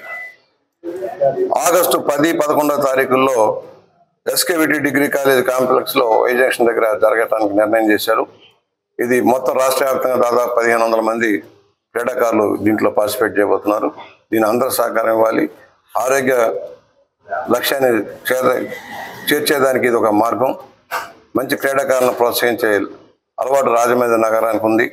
దీన్ని విజయవంతం చేయవలసిన అందరినీ కోరుకుంటూ ఇవాళ సోదరులు ఆందోని గారు వారి మిత్ర బృందం అంతా కూడా దీన్ని భుజాన మీద తీసుకునే కార్యక్రమం చేస్తున్నారు. అందరూ సహకరించండి, విజయవంతం చేద్దాం. క్రీడా కేంద్రంగా రాజమహేంద్రాన్ని మార్చడంలో మనందరం కూడా చేయగలుగుతామని విజ్ఞప్తి చేస్తా ఉన్నాం. 1500 మంది క్రీడాకారులు పాల్గొంటారండి. అలాగే ఇది స్కూల్ గేమ్స్ లో ఉంది, యూనివర్సిటీ గేమ్స్ లో ఉంది. మన దగ్గర నేర్చుకున్న పిల్లలు చాలా మంది యూనివర్సిటీలో మెడల్స్ సాధించారు. దీనికి ప్రభుత్వ సహకారం చాలా ఉందండి. స్పోర్ట్స్ కోటాలో ఉంది, మినిస్ట్రీ అఫైర్స్ లో కూడా దీనికి స్థానం ఉంది, సాయి అకాడమీలో ఛాన్స్ ఉంది. కాబట్టి ప్రతి ఒక్కరు కూడా గేమ్ ని నేర్చుకొని గేమ్ ని డెవలప్ చేసుకుంటే ఇటు మీ ఎడ్యుకేషనల్ గా ఫిజికల్ కూడా మీ లైఫ్ చాలా బాగుంటుందని మేము ఆశిస్తూ ఈ 31వ స్టేట్ ఛాంపియన్షిప్ ని కండక్ట్ చేస్తామండి. Thank you sir. రాజమండ్రిలో 10వ తారీఖున 11వ తారీఖున ఆగస్టు 10, 11వ తారీఖున మన రాజమండ్రి శాసనసభ్యులు గోరంట్ల బుచ్చయ్య చౌదరి గారు సహాయ సహకారాలతో ఈ యొక్క కిక్ బాక్సింగ్ కాంపిటీషన్ జరగబోతుంది. ఈ యొక్క కార్యక్రమానికి ఈ యొక్క కాంపిటీషన్కి మొత్తం స్టేట్ వైడ్లో 1500 మంది పిల్లలు పాల్గొంటున్నారు. ఈ యొక్క కార్యక్రమం 2 రోజులు కూడా మీ అందరూ సహాయ సహకారాలతో ఈ కార్యక్రమం విజయవంతం జరగాలని, ఈ యొక్క కాంపిటీషన్స్ విజయవంతం జరగాలని కోరుకుంటూ అలాగే రాజమండ్రిలో ఉంటున్న ప్రతి ఒక్కరూ మన రాజమండ్రిలో పొలిటీషియన్స్ మరియు అలాగే వ్యాపార విషయంగా అందరూ కూడా సపోర్ట్ చేయాలని కోరుకుంటూ నమస్కారాలు. పోలీస్ స్టేషన్కు ఫిర్యాదు చేసేందుకు వచ్చిన తమపై ఎస్ఐ దాడి చేశారని బాధితులు ఆవేదన వ్యక్తం చేశారు. గోకవరం మండలం మల్లవరం గ్రామానికి చెందిన బాధితులు ఇంటి సూర్యచంద్రం, అతని సోదరుడు ఇంటి వెంకటేశ్వరరావు తెలిపిన వివరాల ప్రకారం మల్లవరం గ్రామంలో నివసిస్తున్న తమ ఇంటికి ఎదురుగా ఉన్న అద్దెపల్లి సత్యవతి, అద్దెపల్లి పాండవ, అద్దెపల్లి శివరామకృష్ణ, మద్దేపల్లి కీర్తన్లు గత 6 నెలల కాలంగా తమతో గొడవలు పడుతున్నారని తెలిపారు. ఈ నెల 11వ తేదీన తాము బ్యాంకు పనిపై జోగంపేట వెళ్లామని తెలిపారు. నేను మా తమ్ముడు గ్రామంలో లేని సమయంలో అద్దెపల్లి సత్యవతి, పాండవ, శివరామకృష్ణ, కీర్తన్లు మా ఇంటిపై దాడి చేసి ఇంట్లో ఉన్న మా తల్లి యేసురత్నం, నా భార్య కృష్ణవేణులపై దాడి చేసి గాయపరిచారని తెలిపారు. జగంపేటలో ఉన్న తాము హుటాహుటిన 100కి ఫోన్ చేసి ఫిర్యాదు చేసినట్లు తెలిపారు. అయితే పోలీసులు ఎంక్వైరీ చేసిన అనంతరం గోకవరం పోలీస్ స్టేషన్ వచ్చి ఫిర్యాదు చేయాలని సూచించారని తెలిపారు.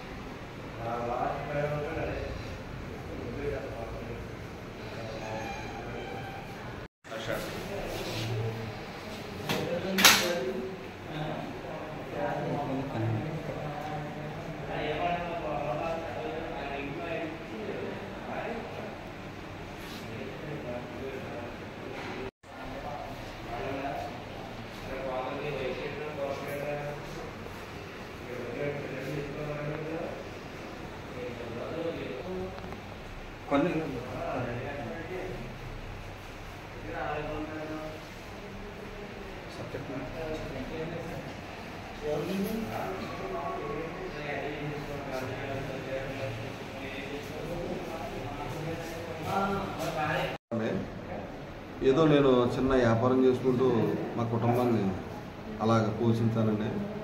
ఒకసారి ఇంటి ముందు వాళ్ళతో మాకు గొడవ వచ్చింది సార్. గొడవ వస్తే అది ఏదో తిట్టుకుంటున్నారు వాళ్ళు. తిట్టుకుంటుంటే మేము వదిలేసేవాడిని. అలాగా 6 నెలల నుంచి అలా పడతానే ఉన్నాడు బాధలో. అయితే ఒకసారి వచ్చేటడికి మేము మా బెదరు నేను జగ్గంపేట బ్యాంక్ పని మీద వెళ్ళామండి. వెళ్తే వెళ్ళిన తర్వాత మా ఇంటికి మా భార్య ఒకరితో ఉందండి అక్కడ. అయితే ఆవిడేమైందంటే అవతల వాళ్ళు దొడ్లోకి మా గేట్లోకి గేదెలు వచ్చాయని చెప్పేసి అని ఎవరైనా అడిగిందంటండి. అడిగిన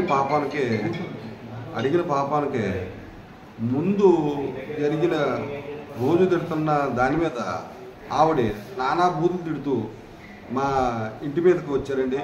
కుటుంబ సభ్యులు నలుగురు వచ్చారండి. మా భార్య ఒకరితో ఉందండి ఇంటికాడ. ఇంట్లోకి ఇలా కొడతారని తెలిసి ఇంటి మీద కొంచెం దౌర్జన్యం చేస్తారు, కొడతారని తెలిసి తలుపులు వేసుకుని ఇంట్లోకి వెళ్ళి మాకు ఫోన్ చేసిందండి. జగన్పేట బ్యాంకులో ఉండగానే మా బ్రదర్ ఉన్నాను, నేను ఉన్నానండి అక్కడ.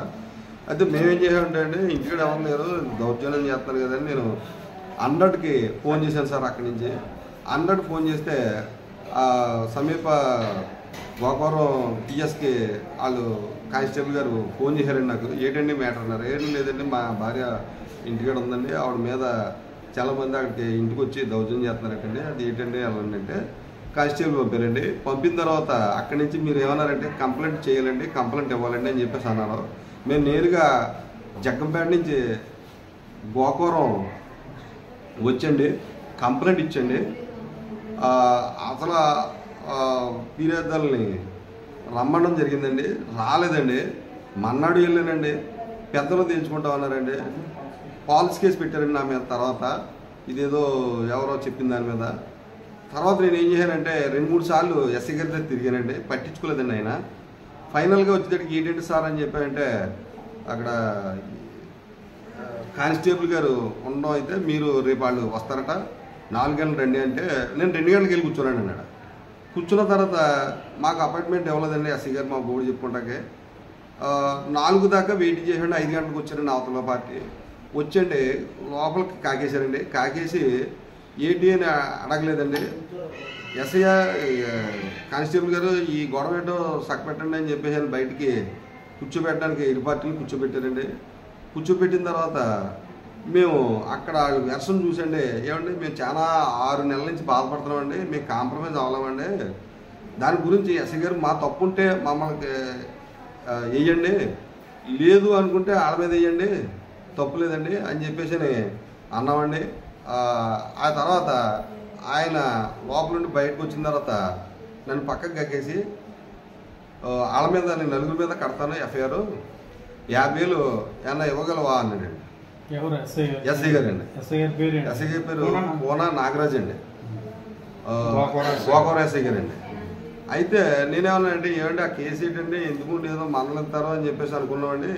మీరు 50,000 ఆడడం న్యాయం కదండి అని. సరే అయితే 10,000 చూడన్నారండి. 10,000 చూడలేను సార్, ఈ కేసు ఎంత నేను రాలేనండి. ఇంకా సార్ మీరు ఏం చెప్తే చేయాలండి, ఇంక ఎంత నేను ఏం చేయలేనండి, డబ్బులు అయితే ఇవ్వలేనండి అన్నాడు. సరే అని చెప్పేసి సమీప కానిస్టేబుల్ గారు చెప్పడం జరిగింది. లోపల నుంచి ఆయన ఎస్ఐ గారు బయటికి వెళ్ళిపోరండి. ఇక్కడ చాంచేపు ఇరు పార్టీలను కూర్చోబెట్టి వాళ్ళు కేకలేస్తున్నారు, నన్ను నచ్చలేదండి. ఎఫ్ఐఆర్ మా మీద తప్పుంటే వేయండి, వాళ్ళ మీద తప్పుంటే వేయండి అని చెప్పేసి అని నేను బయటకు రావడం జరిగిందండి. ఎస్ఐ గారు నేను బయటికి రావడం గేటు ఎదరికి వెళ్ళిపోతున్నానండి. ఇంకా గేటు దాటి రోడ్డు మీదకి వెళ్ళిపోతాను సార్. మా తమ్ముడిని కారు తీయి తమ్ముడు అని చెప్పేసి ఆ అబ్బాయిని చెప్తానండి. చెప్తే ఆయన కారు తెత్తకి వెళ్ళాడండి. అందులోకి ఈయన ఎస్ఐ గారు బయట రోడ్డు అవతల నుంచి వచ్చి ఈ కాలర్ పట్టుకునండి, లజ్జ కొడక నువ్వు నడు లజ్జ కొడక అని చెప్పేసి అని ఇలా తోసి ఎగిరి తన్నాడండి. ఇక్కడ కాలు మీద ఈ మీద వెనకాల తినుకుంటా అడ్డొచ్చిన మా తమ్ముడు కూడా కొట్టాడండి. లోపల తీసుకెళ్ళండి. దుర్భాషలు ఆడికి నానా మాటలు మా అమ్మని మా పిల్లల్ని మొత్తం అందరూ ఇష్టం వచ్చినట్టు మాట్లాడాడండి. మాట్లాడిన తర్వాత ఏడు సార్ మరి తప్పు ఏంటంటే మీ మీద స్టేషన్లోని ఎస్టీ కేసు పెడతాను, అలా ఉండండి చెప్పడగలరా, నెక్స్ట్ లేదంటే మీ మీద రౌడీ షీట్ రూపం చేస్తాను అని చెప్పేసి గట్టిగా దుర్భాష ఆడాడండి. దుర్భాష ఆడి అతను ఇష్టం వచ్చినట్టుగా పిడిగుద్దులు గుద్దాడండి. ఇక్కడ ఇది కూడా నా కన్ను పైన ఇక్కడ ఎక్స్రే తీయమన్నారండి. ఇంకా వైద్యం నాకు వాళ్ళు రాలేదండి, ఇంకా వస్తున్నారండి, ట్రీట్మెంట్ చేస్తున్నారు. ఎప్పుడు జరిగింది ఈ సంఘటన? ఈ సంఘటన 16 సాయంత్రం 7-8 గంటలకండి, గోకవరం పోలీస్ స్టేషన్లోనండి. సరే అని చెప్పేసి మేము ఇంకా ఏమి అనలేక అధికారి కదని చేతులు దండ కట్టుకుని ఎంత పెద్ద మనుషులు కూడా అలా కూర్చున్నానండి. కూర్చొని కొడకలారా అని చెప్పి కర్రిచ్చి కొట్టాడండి. తమ్ముడు కూడా మామూలుగా అతన్ని కొట్టాడండి లాఠీ మీద. సరే అని చెప్పి మేము చేసిన కేసు ఏంటి, మేము చేసిన నేరం ఏంటి అని తమ్ముడు అడగాడండి. సరే మేము బయటకు వెళ్తామండి, ఈ కేసు ఇలాగండి అని చెప్పేసి అన్నాడండి. ఆయన ఎక్కడికి వెళ్తారా లంచ్ అడగలరా అని చెప్పి అని అలా కూర్చోండి అని చెప్పి రాత్రి అక్కడ నేను ముందే నాకు కొద్దిగా ఒంట్లో బాగోపోతేనండి అతను చేసిన నిర్వాహకం వల్ల నేను ఏం చేయాలంటే సోకోల్పోయానండి. సోకోల్పోతే అక్కడి నుంచి మా తమ్ముడు ఇలా సోకోల్పోయాడండి. మా అన్నయ్య తమ్ముడు అంటే కానిస్టేబుల్ వచ్చండి, ఎస్ఐ గారు కూడా వచ్చండి. ఏడ్రా యాక్షన్ ఏంట్రా నీ యాక్షన్, మాకు తెలిసి ఇలాంటి యాక్షన్ ఎన్నో చేస్తాను అని చెప్పేసి అని నిజంగా ఒంట్లో పోవాలని తీసుకుని వెళ్ళండి. గోకవరం గవర్నమెంట్ హాస్పిటల్లోనండి కానిస్టేబుల్ ఇచ్చాడు. తమ్ముడు వస్తానన్నా రావద్దని గోకవరం కానిస్టేబుల్ని ఇచ్చండి. గోకవరం హాస్పిటల్లోని చూపించండి, బాడీ పెయిన్కి 2 ఇంజక్షన్లు చేయించండి, మళ్ళీ తీసుకొచ్చండి. మమ్మల్ని 12 గంటల దాకా స్టేషన్లో పెట్టాడండి. నేను పెట్టిన తర్వాత ఇంటికి పంపాడండి. సరే అని చెప్పి రాత్రి మేము ఇంకా ఇంట్లో మా మా పిల్లలు, మా అమ్మగారు, మా తమ్ముడు ఎంతనాలో బతుకు ఇదేంటి ఇంటి ముందు కేసు వాళ్ళు ఏటని మేము కేసు ఎడితే తిరిగి వాళ్ళు ఎదుర్కొంటాం మమ్మల్ని కొట్టాడు, ఇది ఏటిది న్యాయమా అన్యాయమా అని చెప్పేసి దీన్ని ఏం చేయాలని చెప్పి పై దృష్టికి వెళ్దామని చెప్పేసి అని మేము వ్యాపారం చేసుకునే వాళ్ళండి. ఎప్పుడు ఎక్కడికి ఎందుకు న్యూసెన్స్ ఎక్కడికి వెళ్ళవండి, ఎందుకంటే మాకు టైం వాల్యుబుల్, ఎప్పుడు ఎవరి మీదకి వెళ్ళవండి, ఒక రిక్కచ్చిగా మాట్లాడతామండి అంతేనండి. సరే అని చెప్పేసి మేము అప్పుడు ఎస్పీ గారు పై లైబ్రరీ నుంచి మొత్తం అందరికీ ఒక్కొక్క పేపర్ తయారు చేసండి. మొత్తం అంతా మా ఫోటో తీసండి, మొత్తం నాకు ఇలా ఉందండి అని చెప్పేసి అని ఇవ్వడం జరిగిందండి. ఎస్పీ గారికి, డిఎస్పీ గారికి, ఎస్పీ గారికి ఇచ్చాం సార్. ఇచ్చిన తర్వాత నేను ఆ రోజు ఇచ్చేసిన తర్వాత నాకు ఏం తెలలేదండి. మన్నాడు పడుకున్నాక ముక్కంట బ్లడ్ వస్తుందండి. ముక్కంట బ్లడ్ వచ్చేస్తుందండి. చీతుంటేనే వాసిపోయి ఇంత ఎక్కువైపోయిందండి. అంటే అప్పుడు ఆ రోజు తెల్లదండి మన్నాడికి. సరే అని చెప్పేసి గవర్నమెంట్ హాస్పిటల్కి వెళ్ళాలి, ఎక్కడ ఏంటండి అని చెప్పేసి ఇవాళ గవర్నమెంట్ హాస్పిటల్కి వచ్చేసారు సార్. ఇవాళ నాకు ఇలాగ సామాన్యుడికి ఇలాగ ఆఫీస్కి ఎప్పుడు వెళ్ళారు? ఎస్పీ గారి ఆఫీస్కి 17 మధ్యాహ్నం వెళ్ళాం సార్. పొద్దున్న అంటే 11 ఆ టైంకి వెళ్ళాం సార్. కొత్త ఎస్పీ గారు వచ్చారు సార్. ఎడిషనల్ ఎస్పీ గారు వెళ్ళారు సార్, మరో వెళ్ళారు సార్. ఇని నేను ఎంక్వైరీకి వేస్తానమ్మా, మీకు న్యాయం చేస్తాను, వెళ్ళండి అని చెప్పి. గవర్నమెంట్ హాస్పిటల్లో మీకు ఎమ్మెల్సీ కట్టారా? గవర్నమెంట్ ఆఫీసులో ఎమ్మెల్సీ కట్టారు, హాస్పిటల్లో ఎమ్మెల్సీ కట్టారు సార్. ఎమ్మెల్సీ కట్టారు సార్. ఎమ్మెల్సీ ఈరోజు ఉదయం 11:30 అదే ఈరోజు ప్రత్యేకంగా పేపర్ ఎక్కడ మీరు వాంగ్మూలం తీసుకున్నారా? వాంగ్మూలం స్టేట్మెంట్ తీసుకున్నారు సార్. తీసుకుని మాకు చేశారు సార్. సార్ దయ ఉంచి ఇలాంటి సామాన్యులకి ఇలాంటి జరగకూడదండి. ఈ రోజుల్లో కొట్టి మీ డిమాండ్ ఏంటి చెప్పండి. మా డిమాండ్ ఏంటి సార్, ఎస్సీ గారు అతని భాష అతను వేసిన ఎస్టిమేటిక్ అది పద్ధతిగా లేదండి. జడ్జిమెంట్ నాకు న్యాయం జరుగుతారని నేను మీడియా సోదరులకి ఎన్నుకుంటున్నానండి. ఉన్నతాధికారులకు కూడా నేను విన్నవించుకుంటున్నానండి. కేసు కట్టి దీన్ని ఫైనల్గానే ఆయన్ని సస్పెండ్ చేసి తీరాలని కోరుకుంటున్నాను సార్. మరి మీ కుటుంబానికి ఏమైనా రక్షణ కోరుతున్నారా? మా కుటుంబానికి ఇతను చేసిన పనికి ఇంటి ముందు కేసు ఆరెంజ్పోయి వాళ్ళు ఎదుర్కొంటా మమ్మల్ని కొట్టిన దాని మీద వాళ్ళు ఇంకా నవ్వుకుంటున్నారు సార్. సమాజంలో మేము బతకాలా ఆత్మహత్య చేసుకోవాలో మాకు అర్థమవుతలేదు ఆయన చేసిన పనికి. అందుకు కాబట్టి అధికారులు నా అందు దయించి ఇలాంటి పరిస్థితి ఎవరికీ రాకూడదు. ఒక 40 సంవత్సరాలు నేను కుటుంబం గౌరవంతో ఒక పౌరుగా బతుకుతున్నానండి. నాకు ఉన్న గౌరవం, నా పిల్లలు, మా ఫ్యామిలీ గౌరవంగా బతుకున్నాడు. గౌరవాన్ని ఈయన ఎదర వ్యక్తులతో నన్ను తీసేయండి. ఆయన సస్పెండ్ చేయాలని నేను కోరుకున్నాను సార్. నాకు న్యాయం జరగకపోతే నేను మా ఫ్యామిలీతో ఇంకా భూమి మీద ఉండాలనుకుంటున్నాను లేదండి సార్ నేను. అది కాబట్టి దయవారు విన్నవించి ఇదేదో చూడాలని ఒకసారి గౌరవిస్తున్నాను సార్. మీ పేరు? మీడియా మిత్రులకు నమస్కారం అండి. నా పేరు ఇంటి వెంకటేశ్వరరావు, మా అన్నయ్య పేరు ఇంటి సూర్యచంద్రం. మల్లవరం గ్రామం, కోకవరం మండలం అండి. మా ఇంటి ఎదుర్కొన్న వారుతో తరచుగా గొడవ పడుతున్నారండి. వాళ్ళు తరచుగా గొడవ పడుతుంటే మేము లేని టైంలో వాళ్ళ గేదె మా ఇంటికి వచ్చి మా పూల మొక్కలను తినేస్తుంటే అప్పుడు మేము జగ్గంపేట గోల్డ్ బ్యాంక్లో ఉన్నాము. ఇంటి దగ్గర బ్యాంక్కి వెళ్ళామండి గోల్డ్ లోన్కి. మా ఇంటి దగ్గర మా అమ్మగారు, మా వదిన గారు, మా అన్నయ్య భార్య, మా వదిన గారు ఉండి ఎవరి ఎలా గేదెలు వస్తున్నాయి అని అడిగితే తరచుగా గొడవ పడేవారు. మా ఇంటి మీద ఎవరయ్యే నిన్ను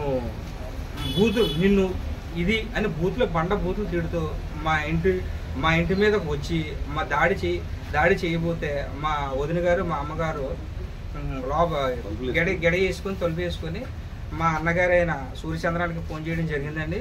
అప్పుడు బ్యాంకులోంచి మేము ఒకటోబట్టి మా అన్నయ్య 100కి కాల్ చేసి ఫిర్యాదు చేశాడండి.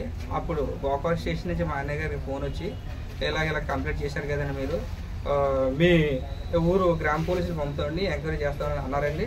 తర్వాత మళ్ళీ వెంటనే 10 నిమిషాల్లో మా అన్నయ్యకి ఫోన్ చేసండి, మీరు ఇప్పుడు ఇలా 100కే ఫోన్ చేయడం కాదు, నాకు వెంటనే రిటర్న్ పూర్వకంగా కంప్లైంట్ అవ్వాలంటే ఒకటొకటిని జగ్గంపేట నుంచి గోకావరం వచ్చింది. గోకావరం పోలీస్ స్టేషన్లో ఫిర్యాదు చేయడం 11/7/2024లో ఫిర్యాదు చేయడం జరిగిందండి. జరిగిన తర్వాత ఎస్ఐ గారు దాన్ని కేసుని తీసుకున్నారండి. తీసుకుని మర్నాడు ఎవరైతే ఉన్నారో మా మీద గొడవ ఉన్నవారు వాళ్ళు ఫాల్స్ కేసు మా వదిన గారు, మా అన్నయ్య గారి మీద మళ్ళీ పెట్టినారండి. పెట్టిన తర్వాత ఎస్ఐ గారు ఏ విధమైన స్పందన లేకుండా 2-3 రోజులు తిప్పండి, 16వ తారీఖుని రండి, మీ కేసు సాల్వ్ చేస్తామని కానిస్టేబుల్ గారు ఫోన్ చేశారండి. ఫోన్ చేసిన తర్వాత మా అన్నయ్య గారు ఫోన్ చేశారు, 4 గంటలకు రమ్మన్నారండి. నేను మా బ్రదరు వెళ్ళి 4 గంటలకి రమ్మన్నారు. 2 గంటల ముందు వెళ్దాం కదా, 2 గంటలకు వెళ్ళామండి. 2 గంటలకు వెళ్ళిన తర్వాత వారు మమ్మల్ని లోపల ఒకసారి మాట్లాడతామంటే సిబ్బంది పట్టించుకోకుండా ఎస్ఐ గారు వెయిటింగ్ చేయండి, మాట్లాడడానికి కంగారు పడకుండా అని కాలయాపన చేసి ఆయన మా మీద గొడవాడిన కేసు పెట్టినట్టు వారి అద్దెపిల్లి వాళ్ళు వచ్చిన వెంటనే వారిని లోపలికి పిలుచుకుని వారితో బేరసారాలు మాట్లాడుకొని మాకు అపాయింట్మెంట్ ఇవ్వకుండా ఈ కేసు మల్లవరం కేసు కాంప్రమైజ్ చేయండి అని, తర్వాత మమ్మల్ని కూడా ఒకసారి పిలిచి అమౌంట్ అడిగితే మేము 50,000 ఇవ్వండి, మీకు సాల్వ్ చేస్తాం మీ కేసు ప్రాబ్లం అంటే 50,000 ఈ కేసు ఎంతండి, 50,000 ఎలా ఇవ్వగలమండి, కనీసం 10,000 అన్నా ఇవ్వండి మీ కేసు సాల్వ్ చేస్తాం అని అంటే దానికి కూడా ఒప్పుకోకుండా మీరు ఈ సమస్యని పరిష్కరించాలని వచ్చామండి మీరు అని అప్పుడు హెడ్ కానిస్టేబుల్ గారితో స్టేషన్ అవతల వైపు కాంప్రమైజ్ వీళ్ళని మాట్లాడండి కూర్చుని బేరసారాలు ఆడారండి. ఆడిన తర్వాత అక్కడ వాళ్ళు ఇంటి దగ్గర కన్నా ఎక్కువ మా ఎవరైతే ఉన్నారో మా మీద గొడవ వారు మా మీద మేమిద్దరూనే వాళ్ళు 6గురు మా మీద ఇచ్చిపడ్డారండి. ఇచ్చిపడి ఇది సుఖం లేదండి, ఇది హెడ్ కానిస్టేబుల్ గారు మీరు కేసు పెట్టండి సార్, ఇద్దరి మీద కూడా ఫోన్ నా మీద కాల్స్ కేసు పెట్టారు. మా అన్నయ్య గారు ఏం చేశారు ఇంతకీ ఆ రోజు? ఎటువంటి ఎస్ఐ గారు మేము అలాగా అన్ని బయటికి గేట్ దగ్గర వస్తుంటాయండి సార్. గేట్ దగ్గర ఉండగా మేము 10 నిమిషాల్లో కారు దగ్గరికి వెళ్ళిపోతామండి. ఎస్ఐ గారు అక్కడ బయటనే ఏదో కొనుక్కొని వచ్చి అలా రావడం మా అన్నయ్య కాలర పట్టుకుని కాలుతో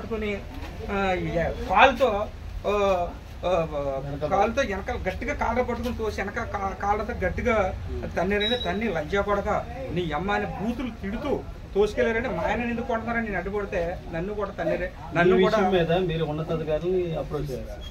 మీరు ఉన్నతాధికారులకి దుర్భాషలు ఆడితే ఎస్ఐ గారు ఎవరి తీరు ఎవరికి కూడా జరగకూడదని అటువంటి దీని మీద సమగ్ర విచారణ జరిపి సీసీ ఫుటేజీలు చెక్ చేసి మాది తప్పు అయితే మమ్మల్ని శిక్షించండి, ఆయన తప్పు అయితే ఆయన సస్పెండ్ కఠిన చర్యలు సస్పెండ్ చేసి ఎస్ఐ గారిని ఆయన మీద మా అన్నయ్య చేసిన దారుణానికి నేను కోరుకునేది న్యాయం ఒకటే సార్. ఆయన మీద విచారణ జరిపి ఆయన ఇమీడియట్లీ సస్పెండ్ చేయవలసిందిగా చట్టపరంగా. మీ గారు మీ వదిన గారి మీద ఎటువంటి కేసు పెట్టారు బోగార్ పోలీస్ స్టేషన్లో? దేని ఎటువంటి కేసు సార్? అది మాకు ఇంకా తెలియలేదండి. అది ఆ కేసు వివరాలు అయితేనండి. తర్వాత మేము ఎస్పీ ఆఫీస్కి వెళ్ళడం జరిగిందండి, సిఐ ఆఫీస్కి వెళ్ళడం జరిగిందండి, డిఎస్పీ ఆఫీస్కి వెళ్ళడం జరిగిందండి. దీని మీద సమగ్ర విచారణ జరిపి ఎస్ఐ గారిని ఈ విధమైన సీసీ ఫుటేజ్లు పరిశీలించి మాది తప్పు అయితే మమ్మల్ని శిక్షించండి, ఆయన తప్పు అయితే ఆలోచించండి, సమగ్ర విచారణ జరిపండి, సీసీ ఫుటేజ్ చెక్ చేసి ఈ సమస్యని పరిష్కరించాలని, చట్టపరమైన చర్యలు ఎస్ఐ గారిని చేస్తారని, ఇమీడియట్లీ సస్పెండ్ చేస్తారని కోరుతూ ఇలాంటి దారులు ఎవరికీ జరగకుండా చేయవలసిన బాధ్యత చట్టానికి ఉందండి.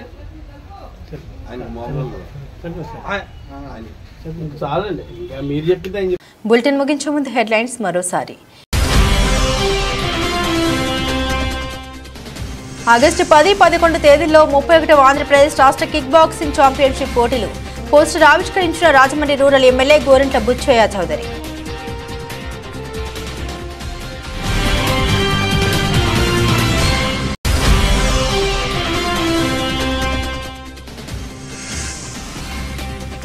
ముంపు ప్రాంతాలపై అధికారులు అప్రమత్తంగా ఉండాలి. ధవళేశ్వరం కాటన్ బ్యారేజ్ను పరిశీలించిన రాజమండ్రి రూరల్ ఎమ్మెల్యే గోరంట్ల బుచ్చయ్య చౌదరి.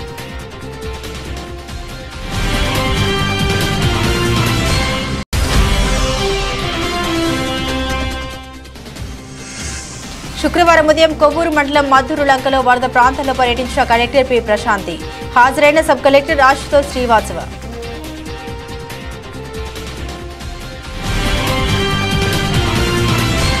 ఇవి బులెటిన్ అప్డేట్స్. మరిన్ని అప్డేట్స్ కోసం చూస్తూనే ఉండండి ఏబీసీ న్యూస్.